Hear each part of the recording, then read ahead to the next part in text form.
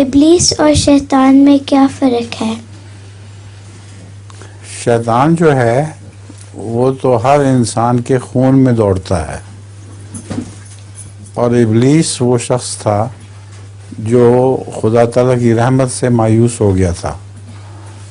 اور دلچسپ سوال ہے، اس کے جواب میں تمہیں بتا دیتا ہوں کہ حضرت صلی اللہ علیہ وسلم نے فرمایا کہ شیطان ہر شخص کی رگوں میں دوڑتا پھرتا ہے. تو کسی نے کہا یا رسول اللہ آپ کی رگوں میں بھی؟ آپ نے فرمایا ہاں، مگر میرا شیطان مسلمان ہو چکا ہے، وہ مجھے برائی کی تعلیم نہیں دیتا.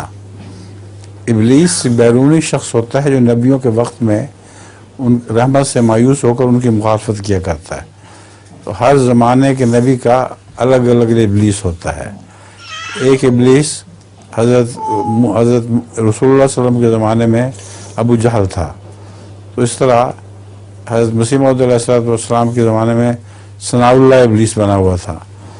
اور بہت سے ابلیس ہوتے ہوں گے، ان کا نام تو مجھے یاد نہیں، مگر ہر نبی کو کوئی نہ کوئی ابلیس ٹکر جاتا ہے. تو میرے پاس ایک لطیفہ ہے، سناؤ. ایک جیب کوترے نے اپنے ساتھی کے ہاتھ میں تسبیح دیکھ کر پوچھا، کیا تم نے توبہ کر لیا ہے؟ اس کے ساتھی نے جواب دیا، ابھی ابھی غلطی سے مولوی کی جیب میں پڑ گیا تھا.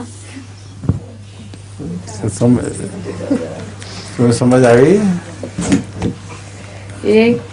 ایک جیب کترے نے اپنے ساتھی کے ہاتھ میں تسبیح دیکھ کر پوچھا کہ تم نے توبہ کر لی ہے؟